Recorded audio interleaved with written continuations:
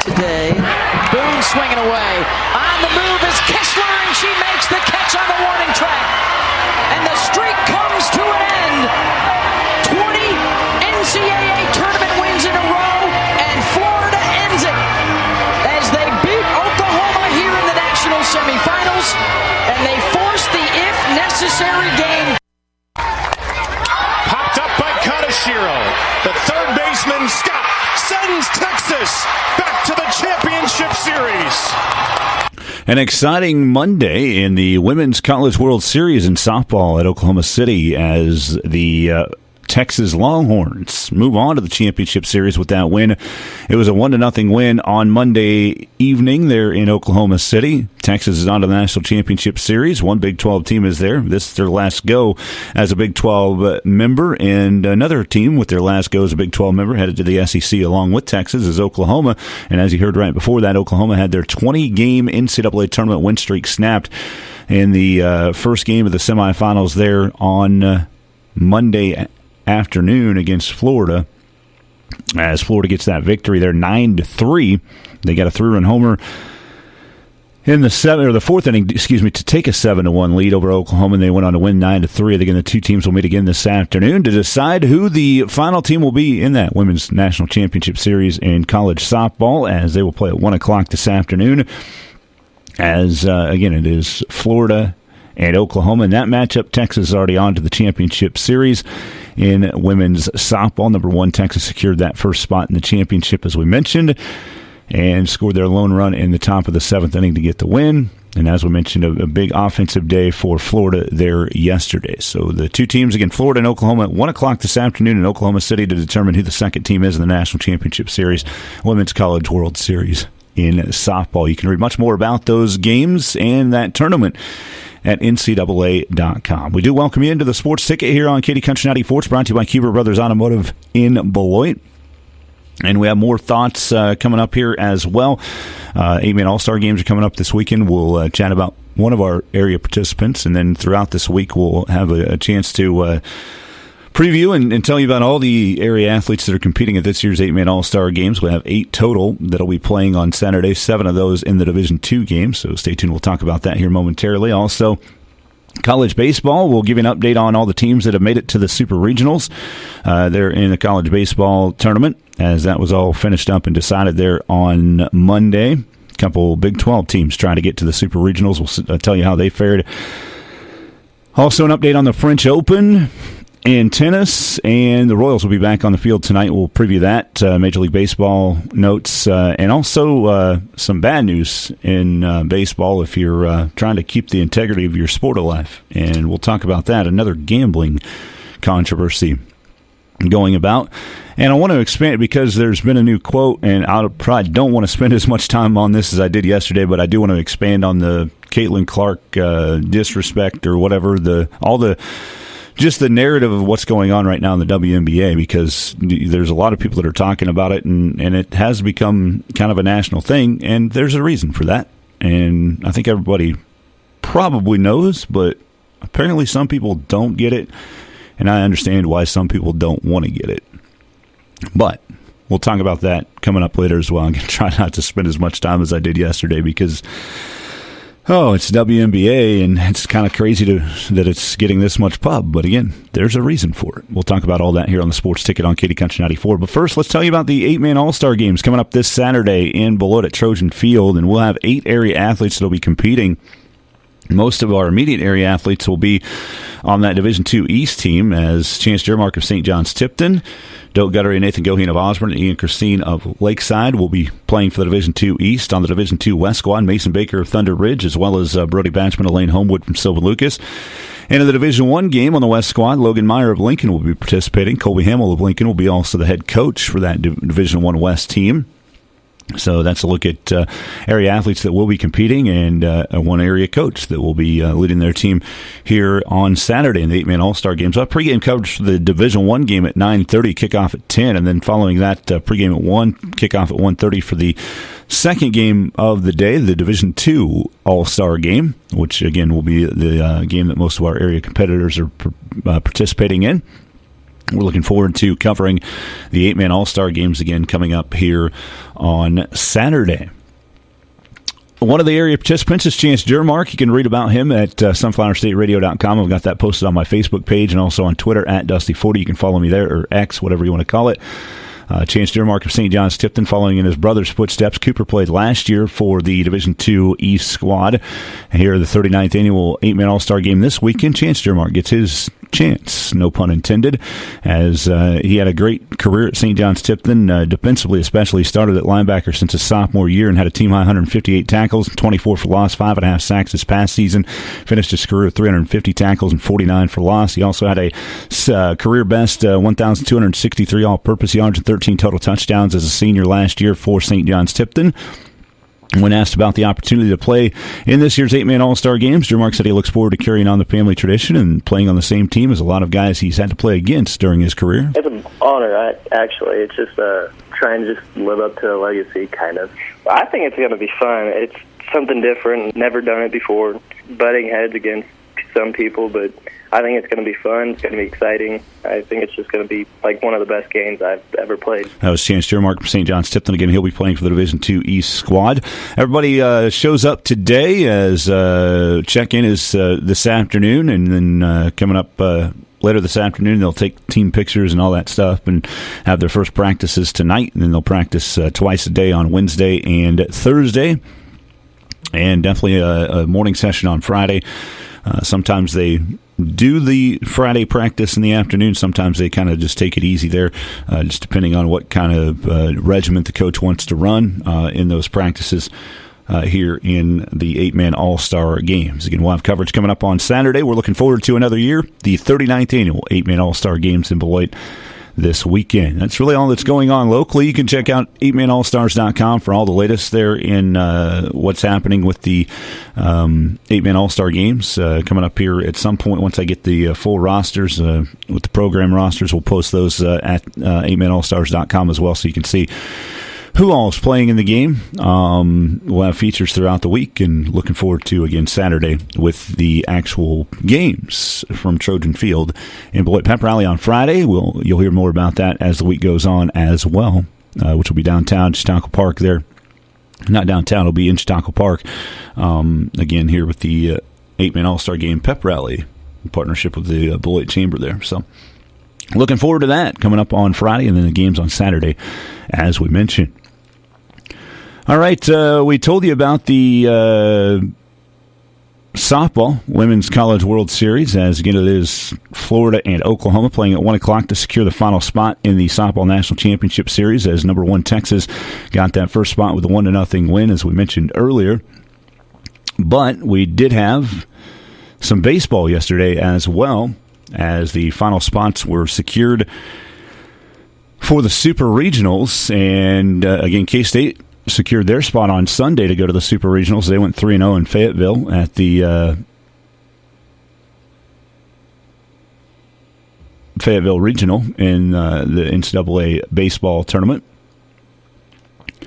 As we look at the college baseball scoreboard from yesterday, in a game that was suspended and carried over to yesterday, Oregon State finished out with a win 11-6 over UC Irvine to win the Corvallis Regional and move on to the Super Regional there. North Carolina winning over LSU 4-3 to win the Chapel Hill Regional, and they moved on. That was a 10-inning game that North Carolina won. And Evansville moves on as well, as they beat East Carolina 6-5. Evansville 38-24 beat the East Carolina Pirates, who were hosting that Greenville Regional. There were 2 Big 12 teams looking to make it onto the Super Regionals, and there were Oklahoma State and Oklahoma. They were both at home. Oklahoma State, the number 11 seed overall, and they lost to Florida 4-2, as we much maligned Florida, right? Came in 20-27 to the tournament, and then ended up winning 4 games. They went 4-1, and they're 32-28. Florida beat Oklahoma State 4-2 in that finale in Stillwater. Kind of like what Wade said and I said last week. If Florida ends up winning this regional and going to the super regionals, there's going to be a lot of people that said, oh, well, see, they deserve to be in it. But that doesn't necessarily mean that they deserve the spot just because they got hot and won. I think there's probably a lot of people out there that still are questioning whether K-State deserved their spot in the tournament. Their record that's 8 games above 500 coming in compared to just 1 for Florida kind of speaks for itself on that regard. But they were still 500 in the Big 12, which you can argue where their standing is in baseball and in that world. But the SEC obviously has a better history and a better notoriety in baseball, but we'll tell you about the super regional teams, and it's not as SEC heavy as you might expect, or what the committee might have expected to see here coming up later this week, which super regional start Friday and Saturday, depending on where you're at. But again, Florida did beat Oklahoma State 4-2. They move on to the super regional. I still will say that they didn't really deserve a spot in this tournament, but they took advantage of the spot that they got in the tournament and moved on and beat an Oklahoma State team that had only lost 17 times coming into the tournament. So Oklahoma State dispatched from the Big 12, as is Oklahoma. They were at Norman and had a elimination game, the finale there against UConn, and UConn gets the win 7-1 over number 9 overall seed Oklahoma. So UConn moves on to the super regional in baseball as well. The schedule is Saturday, June 8th, they've got a schedule. Let's go to Friday. Yep, the schedule has been released, it looks like, for the super regionals, for some of them anyway. K-State's not on this schedule yet.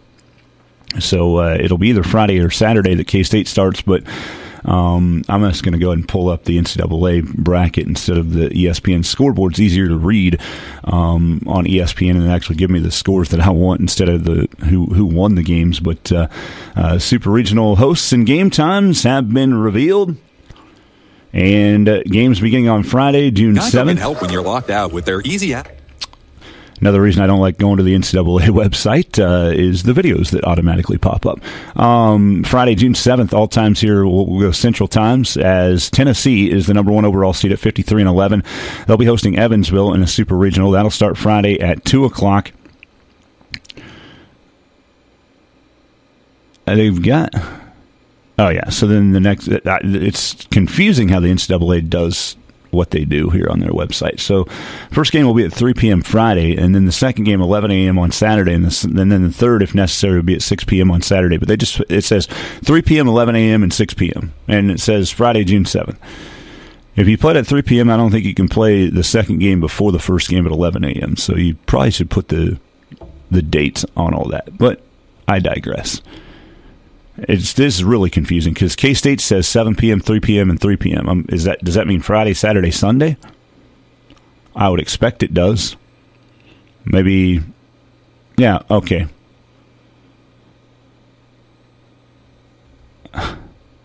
The following, okay. I need to look up here at the top. Friday and Saturday, with Sunday being, if necessary, or weather-delayed games. They don't do a real good job of explaining this, but here it is. K-State will play on Friday. Their first game will be at 6 o'clock Friday, and then they'll play at 3 o'clock on Saturday, and then they would play at 3 o'clock or 6 o'clock. Again, times are Eastern on the website. I got to read them as Central Time. 6 o'clock on Friday on ESPNU. K-State 35-24 against number 12 overall seed Virginia is 44-15. 7 o'clock ESPNU. 6 o'clock ESPNU.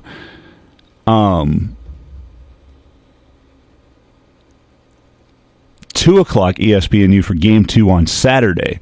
And possibly 2 o'clock on Sunday, should there be a, if necessary, third game in the best of 3 super regionals. So K-State, Virginia, 6 o'clock Friday ESPNU, 2 o'clock Saturday ESPNU for Game 2, and if necessary, Game 3, 2 o'clock Sunday ESPNU. That's confusing, and I'm sorry if I confused you because I confused myself trying to read it all. Okay, Evansville and Tennessee is the other matchup that'll start on Friday at 2 o'clock on ESPN2. UConn, who knocked out Oklahoma, is at number 8, Florida State in the Super Regional. First game will be at noon there on Friday. Second game would be, or that should be at 11 a.m. on Friday, UConn and Florida State. West Virginia plays at 5 o'clock on ESPN2 on Friday against the 4th seed North Carolina. So there you go. There's your 2 Big 12 teams that are still alive here in the tournament. Then on Saturday, things will get started. 15-seed Oregon State at number 2 Kentucky, who's 43-14. It'll be a 5 o'clock start time on Saturday. for that one. NC State's the number 10 seed against 7 seed Georgia, is 42-15, and that'll be a start time of 11 o'clock on Saturday. Florida's at number 6 Clemson, who's 44-14, a 1 o'clock start time on Saturday on ESPN, and then Oregon is 40-18 against number 3 seed Texas A&M, who's 47-13, 1 o'clock on Saturday on ESPN too. So we got all that kind of figured out. Now, there were some other SEC teams that had a chance to make it to the Super Regionals, but there's still plenty of them in there, as we mentioned. Tennessee is the number 1 seed, Kentucky the number 2, the number 3 is Texas A&M, and number 7 Georgia have all made it to the Super Regionals, and then the one unseeded SEC team, which is Florida, who, again, many don't believe deserve to be in the tournament, but they did get out of the Super Regionals and into the or they got out of the regionals into the Super Regionals there.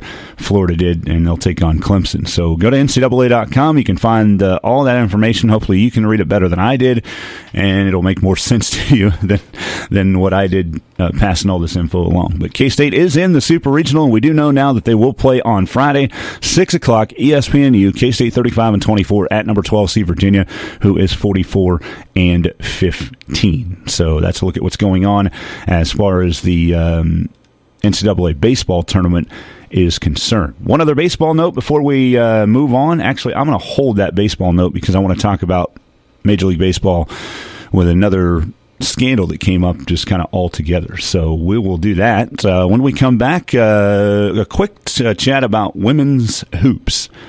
The sports ticket brought to you by Kiever Brothers Automotive in Beloit. Extended warranties on vehicles have become a very popular thing. You may have bought one, but what do you do to take advantage of the benefits when you need them? Kiever Brothers Automotive in Beloit works with most all warranty contracts, and we can be your advocate when you need repairs. Just bring us your car, your concerns, and a copy of the warranty contract, and we take care of the rest. Let our fast, friendly service help you get the most out of your extended warranty contract. Find Kiever Brothers Automotive just south of the courthouse in Beloit, or on the web at KieverBrothers.com.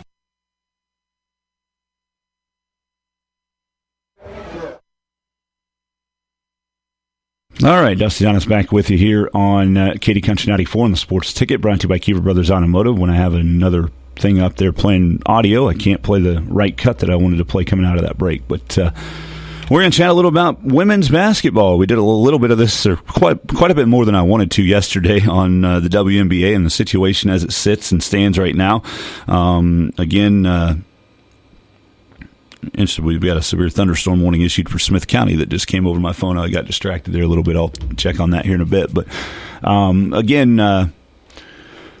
we talked about the WNBA yesterday, and obviously a lot of that talk from over the weekend stemmed from the "it is what it is" cheap shot that Kennedy Carter gave Caitlin Clark in the Sky Fever game on Saturday in Indiana, that the Fever actually ended up winning by 1 and picking up their second win of the season there. And so there's been a lot of talk and a lot of stuff going on, and really this has started since the draft, and it's kind of just been building and building and building, and I don't even know if we've actually seen the full explosion of it yet. Of, I guess, it's part animosity toward Caitlin Clark because she has brought in so much to women's basketball. Like, there's no question that she's bringing eyes to TV sets.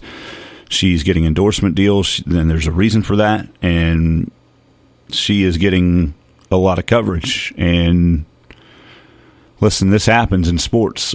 You know, the NBA, Magic and Bird, when they came in, man, there was a lot of publicity because they were such good college players, and then they had the small rivalry in college, but then it grew as one went to the West Coast with the Lakers, the other went to the East Coast with the Celtics. Celtics-Lakers had that rivalry, really dating back to the 60s, but into the 80s as well. And, I mean, if you've watched the ESPN documentary about the Celtics and Lakers, obviously there was a lot of battles between those two teams, and it blew up. NBA got popular because of the Celtics and Lakers, Magic and Larry, right? That's a really, really big part of that.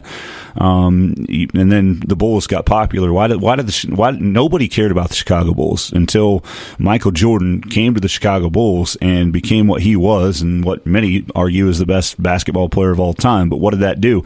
It got eyes. It got people watching. It got people that weren't necessarily basketball fans watching the Chicago Bulls, going out and buying buying the merchandise with 23 on it.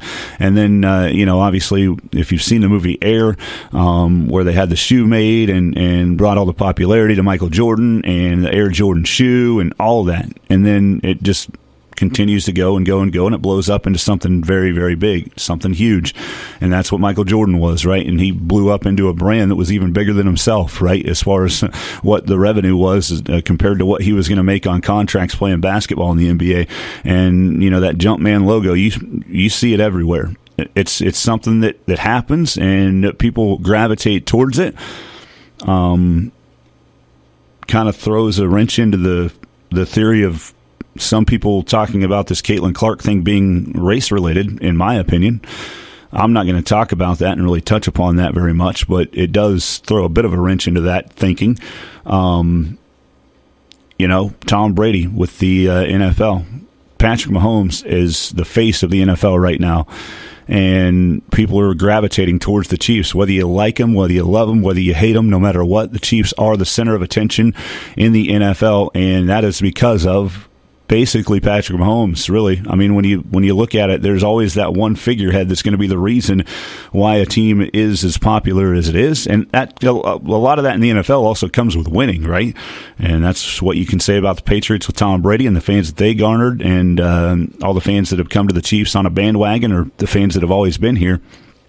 A lot of that comes from that face of the franchise, the city, the league, whatever it is, and that's Patrick Mahomes. Andy Reid obviously has a lot to do with that as a coach, but people aren't watching the Chiefs games because of Andy Reid. They're watching because of the flashiness of Patrick Mahomes and the fact that they win and have won 2 straight Super Bowls, 3 overall with Patrick Mahomes at quarterback. So these things happen. They go in cycles. They go in whoever the flashy person is, and whoever becomes that legend is who people follow. And Caitlin Clark earned that legend status. She played an outstanding college career at Iowa, put the Iowa Hawkeye women's basketball team on the map. When nobody had ever really heard of them or thought about them, they were a complete afterthought before Caitlin Clark went to Iowa City and played on that team. If you argue with that, then I can't help you.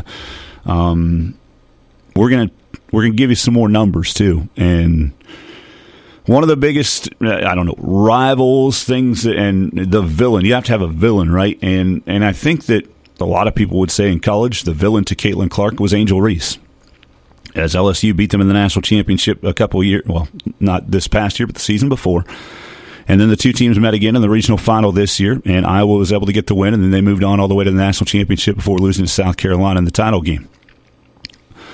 It's, I think, pretty well known that Angel Reese was the what some people would call in this story the villain, right? The one that was very loud, and there's no question about that. She's a trash talker. I think everybody knows that. Everybody sees that. After the Kennedy Carter situation this weekend, and I'm not going to give Kennedy Carter airtime because I said yesterday that her 15 minutes of fame for me are up. But this is Angel Reese at a press conference yesterday with the Chicago Sky and talking about the situation and where women's basketball sits right now. I'm going to play this cut, and you can kind of determine what you think about it as you're listening to it, but I'll have some thoughts afterwards. I think so many people are watching women's basketball right now. It all started from the national championship game, and I've been dealing with this for 2 years now.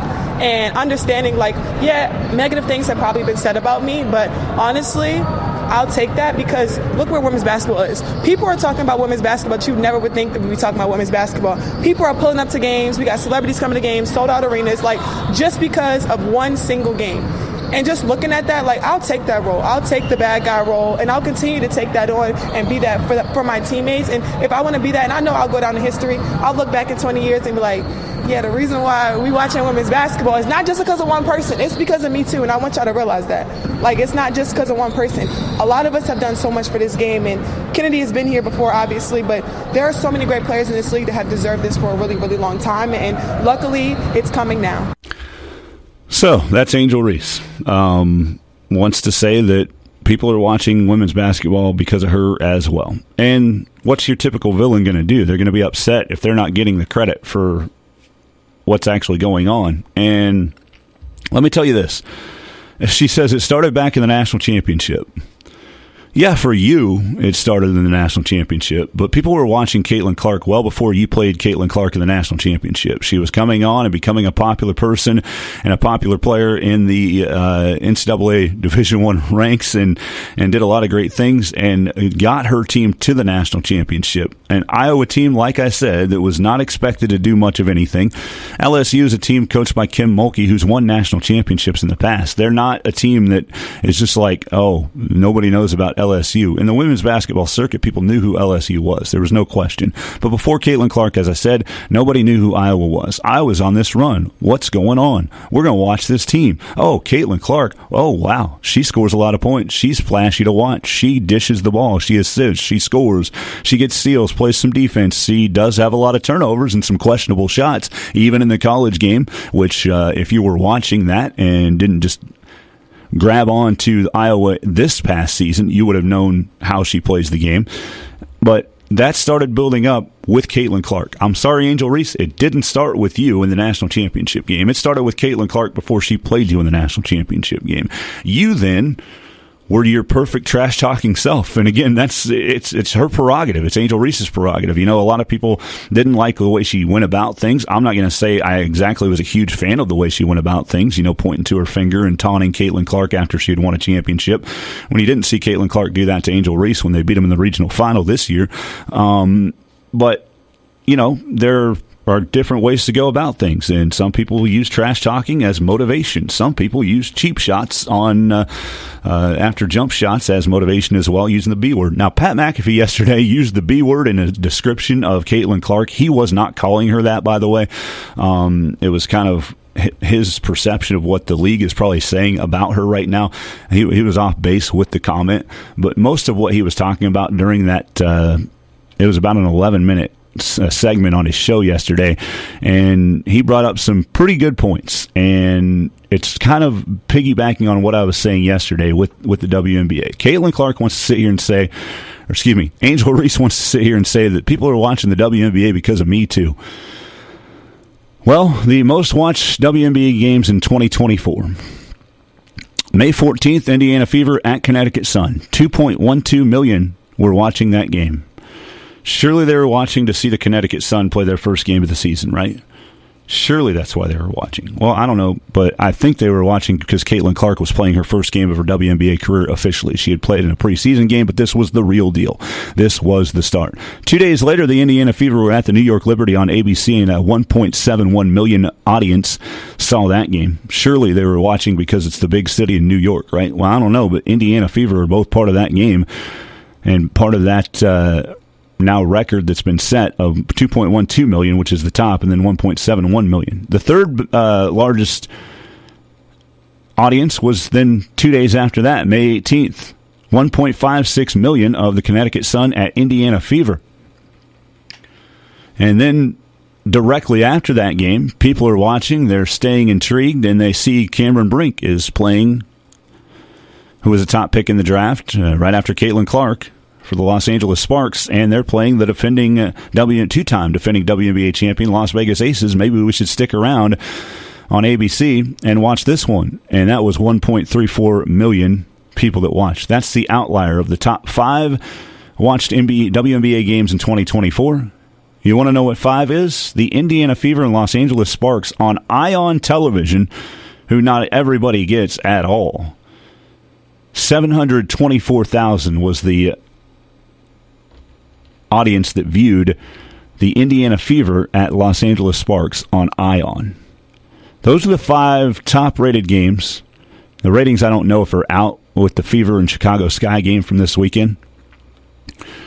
But Angel Reese, I hate to tell you, the Chicago Sky are not part of any of those 5 games. The only outlier that the Indiana Fever are not involved in was a game that was basically right after theirs, the Los Angeles Sparks and Las Vegas Aces. Let's tell you a little bit more about the highest-rated college basketball games in history. 12.3 million people watched the 2024 regional final between Iowa and LSU. Angel, you played in that game. I'll give you some credit. Who else played in that game? Caitlin Clark. The 2024 national semifinal against Iowa and UConn got 14.2 million watchers. in women's basketball. Who's in that game? Iowa. Oh, Caitlin Clark. Oh, yeah, okay. LSU did not play in that game. Just days after the record was set, it was broken. And just days after that, after the record was set, it was smashed again when 18.9 million people watched Iowa and Caitlin Clark take on South Carolina in the national championship game. South Carolina, I promise you, drew some fans in that game. People wanted to watch South Carolina. They have been kind of the standard of what women's basketball is. LSU got the win because Iowa caught them the year before that in the semifinals, and South Carolina was a team that was like, we're not going to let that happen again, and they didn't. They won the championship over Iowa. Caitlin Clark was also in that game. So I don't have all the numbers in front of me, but I would venture to guess that the top 4 audiences here in the WNBA are the most of all time, not just this year. But I can guarantee that the top 3 of all time nationally televised and watched broadcasts of women's basketball were Iowa games this past season. Caitlin Clark played in all of those. Angel Reese played in one of them. Angel Reese has played in none of the WNBA games that are the highest rated. With the Chicago Sky. They're not on the list.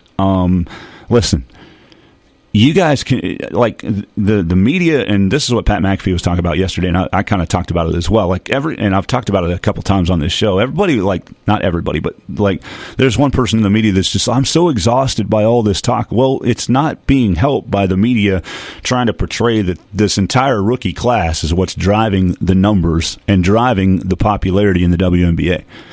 It's not happening. The Connecticut Sun would be way higher on this list in games that were not played against the Indiana Fever if it was everybody, and not even just the rookie class. The Connecticut Sun, I don't know if people don't know this because they're not paying attention to this part of the WNBA, but the Connecticut Sun are 8-0. They are undefeated. They've beaten the Fever twice in 2 of the most highly watched games in the history of the WNBA because Caitlin Clark played in the game, but the Connecticut Sun won both of those games. They're 8-0. The Las Vegas Aces are the 2-time defending champions. They're actually 4-2. They have like the 4th best record in the WNBA right now because the New York Liberty are 7-2 and the Minnesota Lynx are 6-2. Nobody's talking about the Minnesota Lynx. I will give Angel Reese this credit. The Chicago Sky are more talked about. They're 3-4. The Indiana Fever are 2-9, and the Los Angeles Sparks are 2-6. These are the teams that people are talking about because that's where the people were drafted from this rookie class. I get it. Those are the matchups that people want to see too. Like everybody was looking forward to seeing Caitlin Clark against Angel Reese there on Saturday. I promise you, with the Fever and the Sky playing against each other. But we've got to push away from this narrative that this entire rookie class is what's showing and what's getting the popularity for the WNBA. It is Caitlin Clark, and if you can't see that, then I can't help you. But don't sit here and try to punish her because she's bringing you ratings. Why? Listen, I agree with what I think it's Chinio Gumuke said yesterday on a video that I watched. It's like, I love Caitlin Clark, but we got to build up the rest of this league because there's a lot of great players that are playing in this league, and they deserve the credit too. I 100% agree with that. I can't agree more with that because, like I said yesterday, I've actually watched the WNBA at certain points in my life and enjoyed watching it.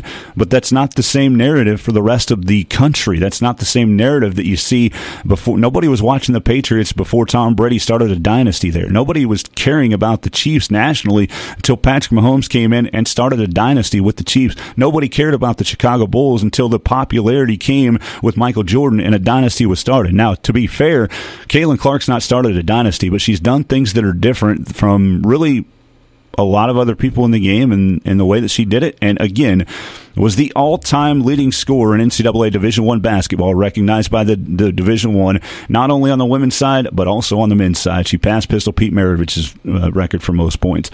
This is not some flash-in-the-pan person that just came to your league that is getting all this credit and credibility. It's not what it is. It's not what it is perceived to be by some people for some reason that are trying to push some different narrative about what's going on right now.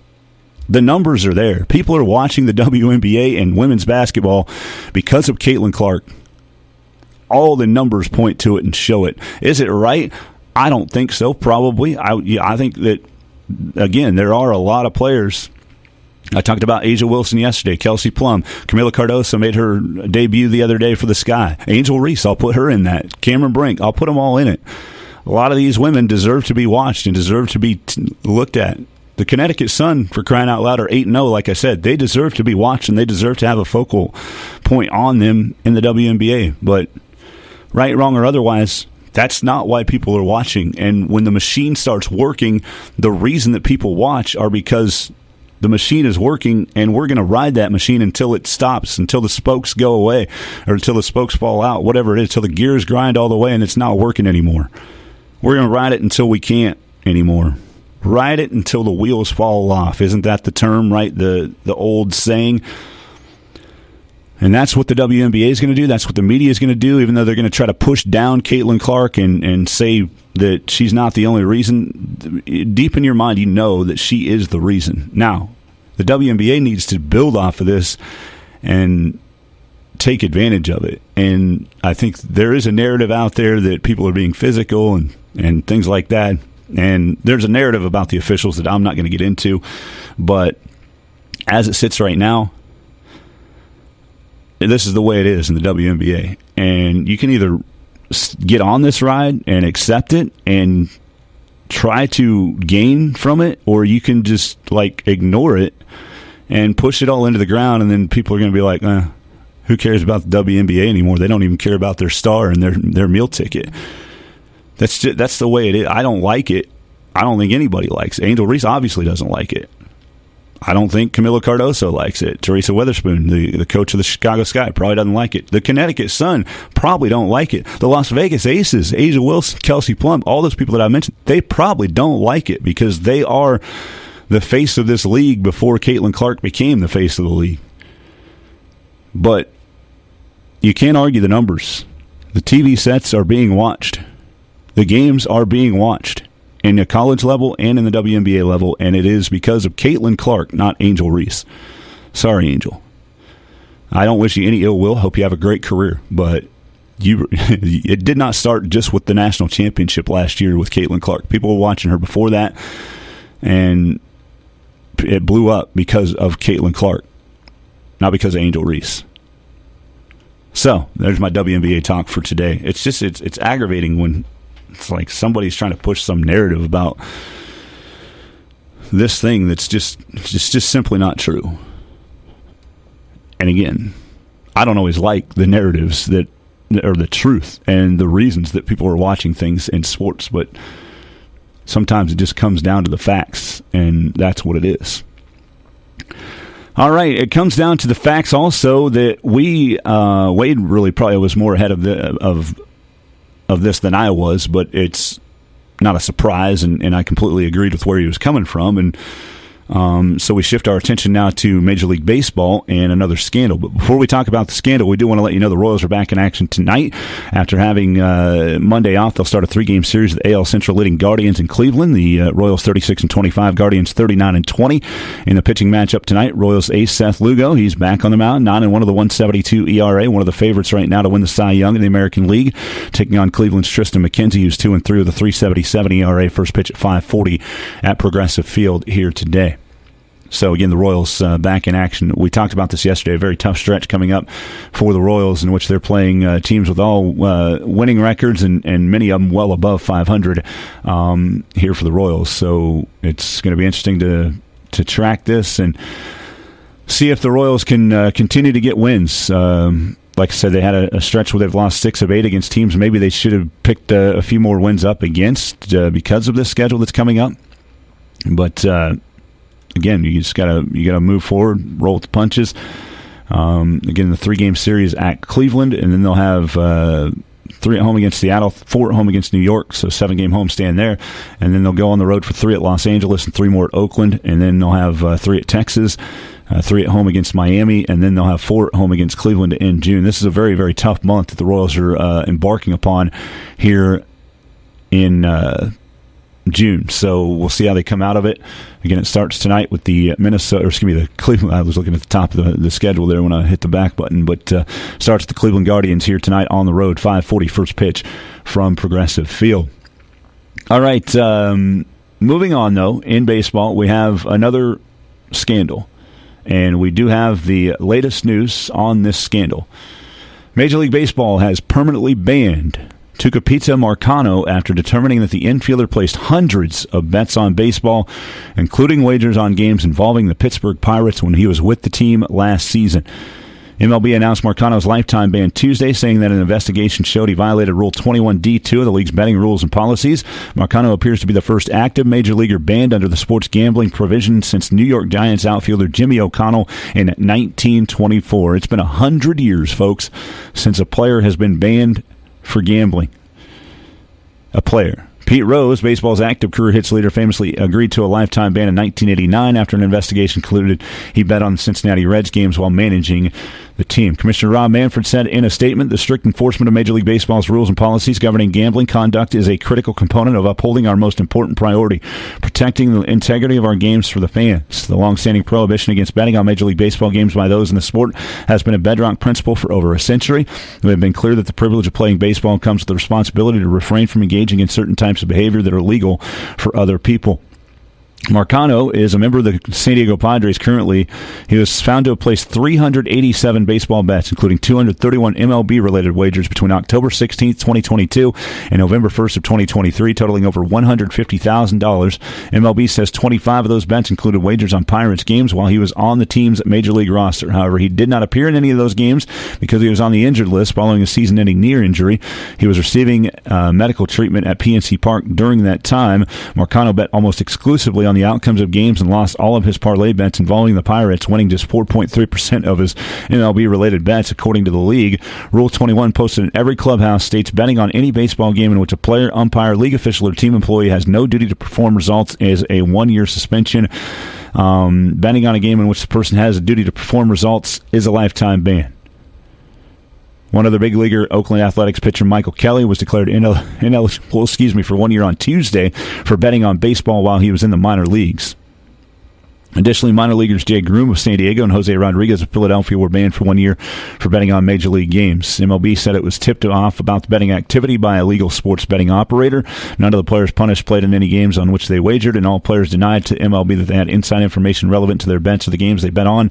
Testimonies that MLB says align with the data received from the sports book. So these guys were making bets. They didn't win bets. Obviously, like you heard me say about Tucupita Marcano, he did not win any. Like, well, he maybe won some of the bets, but again, 4.3% of the bets is what he won, and lost more money than, way more money than he won betting on the Pirates while he was a member of their team, but on the injured list and not playing in those games. This is what's wild to me about this, right? What if you think about and just you dig into the back of your mind and you think about, like, what's the sport that's most known for gambling on their sport? Like, what sport has the most controversies about gambling? And I don't know about you, but it's pretty easy for me to say, well, obviously it's baseball. From Shoeless Joe Jackson and the Black Sox in the 1919 World Series to the 1924 guy that I told you about that, again, New York Giants outfielder Jimmy O'Connell, who was banned for life there for gambling in 1924, 100 years ago. And then Pete Rose, obviously, is at the top of the list for the modern era of people that would know a guy and still argue about a guy, whether he should be in the Hall of Fame or not. The poster children, really, for gambling controversies in sports are Pete Rose in baseball as a manager of the Reds, admittedly finally betting on the Reds while he was managing them, or betting for or against whatever it was, and the 1919 Black Sox, the Chicago White Sox, baseball. These are the two most well-known gambling controversies in sports. There are others that are now becoming prevalent because of the approval of sports betting and the legalization of sports betting in many different states. But baseball is still at the top of that list. Now, we're still looking at Wnba Mizuhara, the former interpreter of Shohei Ohtani, who's under investigation right now, and current Braves minor leaguer David Fletcher, also being investigated for placing bets with the same bookie. Mizuhara was charged with stealing more than $16 million. Neither of them have been accused of betting on baseball yet, but there is a look into that. Gambling scandals aren't limited to baseball, of course. Like we said, Jonte Porter received a lifetime ban from the NBA after he disclosed confidential information to bettors and placed bets. Several NFL players have been suspended for all or parts of last season, 1 year after Calvin Ridley missed the entire season for gambling. There have been betting scandals involving athletes at Iowa and Iowa State in college, and a separate case involving former Alabama coach Brad Bohannon. And there are others that are on that list, right? But those are the prominent ones since now, when gambling has become more prevalent and legalized in many of our 50 states. The Supreme Court struck down prohibitions on sports gambling in 2018, which obviously then led to more states approving gambling, and included in that is the state of Kansas. But again, baseball, man, it's like the quote from James Earl Jones in Field of Dreams: the one constant is baseball. That's what it comes down to when you're talking about gambling in sports. The one constant that everybody will remember the story, or at least knows part of the story, is baseball. The Black Sox in 1919, Pete Rose in the 80s, 1989, a lifetime ban. There's no wiggle room in baseball on this. And so why are you doing it? Why are you risking it? Baseball is the first and the most notable of being no wiggle room. If you bet on anything within the sport, you're at least banned for a year. If you bet on games that you are playing in and could have an active stake in, lifetime ban. It's not hard to figure out. There's a precedent set well before gambling was legalized. And that precedent stays just because it's legal. Like Rob Manfred said, and I don't agree with everything Rob Manfred said, obviously. I think he's one of the worst commissioners that we've ever seen in sports, to be completely honest with you. And I don't know, Bud Selig wasn't great either. Very reactive commissioner, and so is Manfred. But these things are clear. These things are obvious, and so I don't know if you're getting bad advice or if you just want to see, just love the thrill of trying to get away with it. I don't understand why anybody in baseball would try to do this. I don't understand why anybody in any sport would do it, to be completely honest with you. But baseball, why are you messing around with it? It makes zero sense. Go ahead and put it in the back burner, put it in the back of your mind. Don't touch it. Don't mess with it. But baseball, why you would do it, and now we see it. And you have a lifetime ban for a player for the first time in 100 years, and Tucupita Marcano, who apparently thought he could get away with it. I don't know. I don't know why you do it. It's $150,000. Maybe he was bored because he was on the injured list and just wanted something to do to keep his motor going and his competitive nature going, right? His will to win. I don't know, but he didn't win much. Probably not good to bet on the Pirates at this point in time anyway. But it's just I don't understand why in baseball of all sports you would do this and think you're going to be fine. You get away with it. There's no betting scandals ever in this sport. I'll be able to get away with it. No, there's the most popular betting scandals and gambling scandals in this sport. Marcano, a lifetime ban on Tuesday. Today, he has been suspended, banned from baseball for life. Tucupita Marcano, he's not a guy that you've heard a lot about. He had, in his career, 149 games that he played. He hit 5 home runs and had 34 RBI, 406 at-bats, and had 88 hits in his now finished career, because he decided to gamble on baseball. So in the major leagues, he did play for the Padres in 2021 in 25 games. He had 49 games for the Pirates. And then last year, 75 in 2022, 75 last year. Again, ended up on the injured list and was having his best year, actually, was last year. Hit 233, 3 homers and 18 RBI in 75 games. He's not a guy that was obviously a big part of what any of these teams would be doing in the future, but it's why are you doing it, man? Maybe you wanted more money, or like I said, to keep the competitive juices flowing. But Tucupita Marcano banned from baseball for gambling. You can read more at I would imagine MLB.com has some more info on that, as Yeah. There's sports betting suspensions announced for 5 players in total. Oakland Athletics Major League pitcher Michael Kelly has been declared ineligible for 1 year for violating MLB's sports betting rules and policies. Padres minor league pitcher Jay Groom, as we mentioned. Phillies minor league outfielder Jose Rodriguez, ineligible for a year. And Arizona Diamondbacks minor league pitcher Andrew Saalfrank has been declared ineligible for 1 year as well. So those are the ones that got suspended, and you can read more about all of those players at MLB.com. This is not the end of gambling, betting scandals in sports. We can virtually promise that. Like, I can't actually be like, okay, there will definitely be another gambling scandal, but I'm pretty confident in saying that there will be. All right, we'll wrap up today with the French Open, and it's going on. Let's go to yesterday's results, where Novak Djokovic, the number 1 seed, had to use 5 sets, but ended up getting, he was actually down 2-1 to Francisco Cerundolo of Argentina, but Djokovic won the next 2 sets to win the match in 5 and advanced to the quarterfinals. Also, Alexander Zverev needed 5 sets, but he won over Holger Rune to move on to the quarterfinals. Alex de Minaur beat Daniil Medvedev after losing the first set, but he came back to win the next 3. And the American hope, the one that we're hoping, Americans have not won a Grand Slam since the U.S. Open in 2003. Going on, we're up to 21 years now. Almost, not quite. I guess the U.S. Open would be not quite 21 years ago.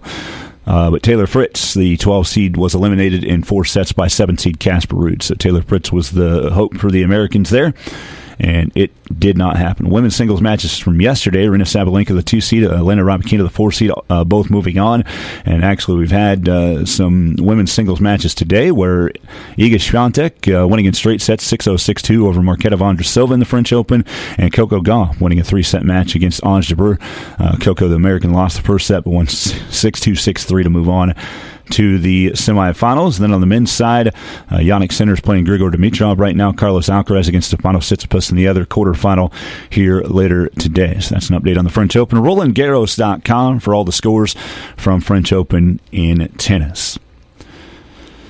What we've learned today, Caitlin Clark is definitely the reason people are watching women's basketball right now. And if you're playing baseball, don't bet on baseball, especially if your team's playing. Lifetime ban, folks. Think about it. Have a great day, everybody. State, regional, and national sports talk on your schedule. The Sports Ticket Podcast. Subscribe via Apple, Google, and TuneIn Podcasts or sunflowerstateradio.com.